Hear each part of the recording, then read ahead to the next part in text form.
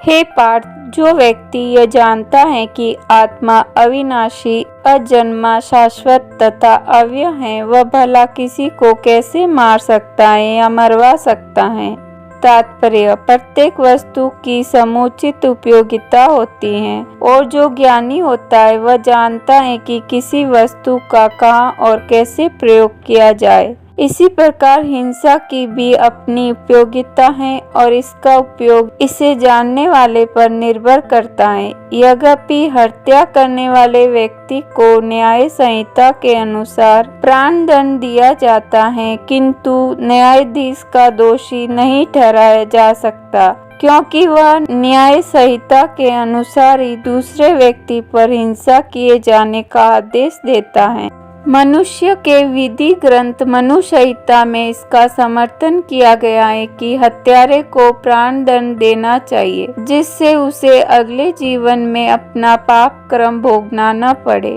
अतः राजा द्वारा हत्यारे को फांसी का दंड एक प्रकार से लाभप्रद है। इसी प्रकार जब कृष्ण युद्ध करने का आदेश देते हैं तो यह समझना चाहिए कि यह हिंसा पर परम न्याय के लिए है और इस तरह अर्जुन को इस आदेश का पालन यह समझकर करना चाहिए कि कृष्ण के लिए किया गया यह युद्ध हिंसा नहीं है, क्योंकि मनुष्य या दूसरे शब्दों में आत्मा को मारा नहीं जा सकता। अतः न्याय के हेतु तथाकथित हिंसा की अनुमति है। शल्य क्रिया का प्रयोजन रोगी को मारना नहीं, अपितु उसको स्वस्थ बनाना है। अतः कृष्ण के आदेश पर अर्जुन द्वारा किया जाने वाला युद्ध पूरे ज्ञान के साथ हो रहा है, उससे पाप फल की संभावना नहीं है। जिस प्रकार मनुष्य पुराने वस्त्रों को त्याग कर नए वस्त्र धारण करता है, उसी प्रकार आत्मा पुराने तथा व्यर्थ के शरीरों को त्याग कर नवीन भौतिक शरीर धारण करता है। तात्पर्य: अणु आत्मा द्वारा शरीर का परिवर्तन एक स्वीकृत तथ्य है। आधुनिक विज्ञानी जन तक जो आत्मा के अस्तित्व पर विश्वास नहीं कर पाते, पर साथ ही हृदय से शक्ति साधना की व्याख्या भी नहीं कर पाते, उन परिवर्तनों को स्वीकार करने को बाध्य हैं। जो बाल्यकाल से कौमारावस्था और फिर तरुणावस्था तथा वृद्धावस्था में होते रहते हैं, वृद्धावस्था से यही परिवर्तन दूसरे शरीर में स्थानांतरित हो जाता है। इसकी व्याख्या एक पिछले श्लोक में की जा चुकी है। अणु आत्मा का दूसरे शरीर में स्थानांतरण परमात्मा की कृपा से संभव हो पाता है। परमात्मा अणु आत्मा की इच्छाओं की पूर्ति उसी तरह करते हैं जिस प्रकार एक मित्र दूसरे की इच्छा पूर्ति करता है। मुंडक तथा श्वेताश्वतर उपनिषदों में आत्मा तथा परमात्मा की उपमा दो मित्र पक्षियों से की गई है, जो एक ही वृक्ष पर बैठे हैं। इनमें से एक पक्षी वृक्ष के फल को खा रहा है और दूसरा पक्षी अपने मित्र को देख रहा है। यद्यपि दोनों ही पक्षी समान गुण वाले हैं, किंतु इनमें से एक भौतिक वृक्ष के फलों पर मोहित है, किंतु दूसरा अपने मित्र के कार्यकलापों का साक्षी मात्र है। कृष्ण साक्षी पक्षी हैं और अर्जुन फल भोक्ता पक्षी। यद्यपि दोनों मित्र सखा हैं, किंतु फिर भी एक स्वामी है और दूसरा सेवक है। अणु आत्मा द्वारा इस संबंध की विस्मृति ही उसके एक वृक्ष से दूसरे पर जाने या एक शरीर से दूसरे में जाने का कारण है। जीव आत्मा प्राकृत शरीर रूपी वृक्ष पर अत्यधिक संघर्षशील है, किंतु ज्यों ही वह दूसरे पक्षी को परम गुरु के रूप में स्वीकार करता है, जिस प्रकार अर्जुन कृष्ण का उपदेश ग्रहण करने के लिए स्वेच्छा से उनकी शरण में जाता है, त्यों ही परतंत्र पक्षी तुरंत सारे शोकों से विमुक्त हो जाता है। मुंडक उपनिषद तथा श्वेताश्वर उपनिषद समान रूप से इसकी पुष्टि करते हैं। यद्यपि दोनों पक्षी एक ही वृक्ष पर बैठे हैं, किंतु फल खाने वाला पक्षी वृक्ष के फल के भोक्ता रूप में चिंता तथा विषाद में निमग्न है। यदि किसी तरह वह अपने मित्र भगवान की ओर उन्मुख होता है और उनकी महिमा को जान लेता है तो वह कष्ट भोगने वाला पक्षी तुरंत समस्त चिंताओं से मुक्त हो जाता है। अब अर्जुन ने अपना मुख अपने शाश्वत मित्र कृष्ण की ओर फेरा है, उनसे भगवत गीता समझ रहा है। इसी प्रकार वह कृष्ण से श्रवण करके भगवान की परम महिमा को समझकर शोक से मुक्त हो सकता है। यहाँ भगवान ने अर्जुन को उपदेश दिया कि वह अपने पितामह तथा गुरु के देहांतरण पर शोक प्रकट न करे, अपितु उसे इस धर्म युद्ध में उनके शरीरों का वध करने से प्रसन्न होना चाहिए, जिससे वे सब भिन्न शारीरिक क्रम फलों से तुरंत मुक्त हो जाए। बलि वेदी पर या धर्म युद्ध में प्राणों को अर्पित करने वाला व्यक्ति तुरंत शारीरिक पापों से मुक्त हो जाता है और उच्च लोक को प्राप्त होता है। अतः अर्जुन का शोक करना युक्ति संगत नहीं है। यह आत्मा न तो कभी किसी शस्त्र द्वारा खंड खंड किया जा सकता है, न अग्नि द्वारा जलाया जा सकता है, न जल द्वारा भिगोया या वायु द्वारा सुखाया जा सकता है। तात्पर्य: सारे हथियार, तलवार, आग्नेयास्त्र, वर्षा के अस्त्र, चक्रवात आदि आत्मा को मारने में असमर्थ हैं। ऐसा प्रतीत होता है कि आधुनिक आग्नेयास्त्रों के अतिरिक्त मिट्टी, जल, वायु, आकाश आदि के भी अनेक प्रकार के हथियार होते थे। यहाँ तक कि आधुनिक युग के नाभिकीय हथियारों की गणना भी आग्नेयास्त्रों में की जा सकती है, किंतु पूर्व काल में विभिन्न पार्थिव तत्वों से बने हुए हथियार होते थे। आग्नेयास्त्र का सम्मान जल के हथियार से किया जाता था, जो आधुनिक विज्ञान के लिए अज्ञात है।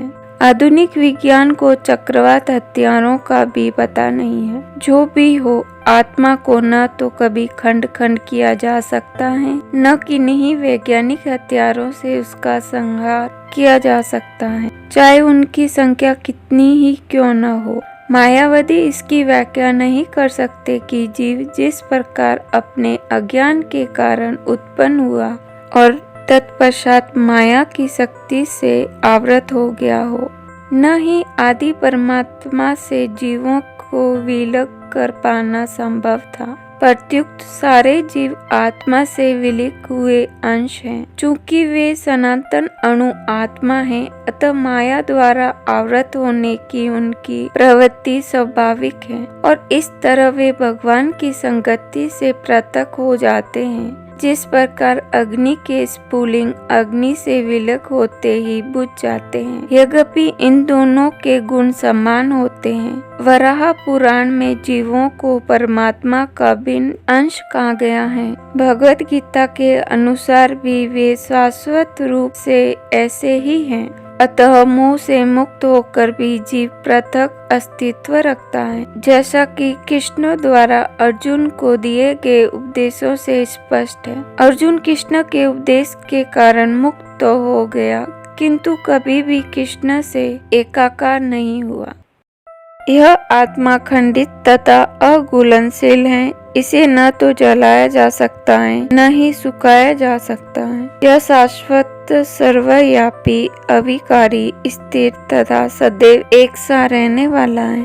तात्पर्य: अणु आत्मा के इतने सारे गुण यही सिद्ध करते हैं कि आत्मा पूर्ण आत्मा का अणु अंश है और बिना किसी परिवर्तन के निरंतर उसी तरह बना रहता है। इस प्रसंग में अद्वैतवाद को वैवाद करना कठिन है, क्योंकि अणु आत्मा कभी भी परम आत्मा के साथ मिलकर एक नहीं हो सकता। भौतिक कलमश से मुक्त होकर अणु आत्मा भगवान के तेज की किरणों की आध्यात्मिक स्फुलिंग बनकर रहना चाह सकता है, किंतु बुद्धिमान जीव तो भगवान की संगति करने के लिए वैकुंठ लोक में प्रवेश करता है। सर्वगत शब्द महत्वपूर्ण है, क्योंकि इसमें कोई संचय नहीं है कि जीव भगवान की संग्रह सृष्टि में फैले हुए हैं। वे जल, थल, वायु, पृथ्वी के भीतर तथा अग्नि के भीतर भी रहते हैं। जो यह मानते हैं कि वे अग्नि में स्वाहा हो जाते हैं, वह ठीक नहीं है।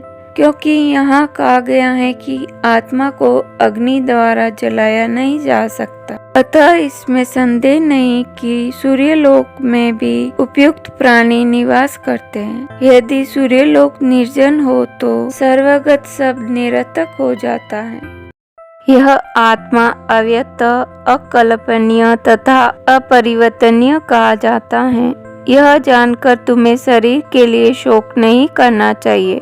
तात्पर्य, जैसा कि पहले कहा जा चुका है, आत्मा इतना सूक्ष्म है कि इसे सर्वाधिक शक्तिशाली सूक्ष्मदर्शी यंत्र से भी नहीं देखा जा सकता। अतः यह अदृश्य है। जहाँ तक आत्मा के अस्तित्व का संबंध है, श्रुति के प्रमाण के अतिरिक्त अन्य किसी प्रयोग द्वारा इसके अस्तित्व को सिद्ध नहीं किया जा सकता। हमें इस सत्य को स्वीकार करना पड़ता है, क्योंकि अनुभवगम्य सत्य होते हुए भी आत्मा के अस्तित्व को समझने के लिए कोई अन्य साधन नहीं है। हमें अनेक बातें केवल उच्च प्रमाणों के आधार पर माननी पड़ती है। कोई भी अपनी माता के आधार पर अपने पिता के अस्तित्व को अस्वीकार नहीं कर सकता।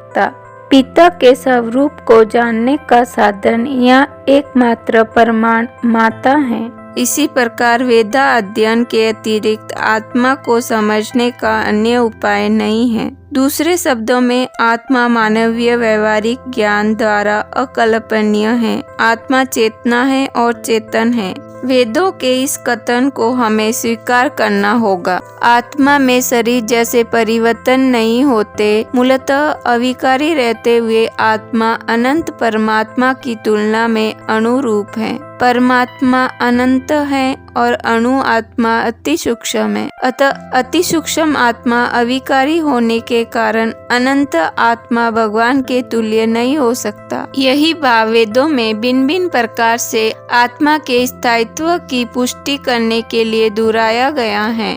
किसी बात का दोहराना उस तथ्य को बिना किसी त्रुटि के समझने के लिए आवश्यक है।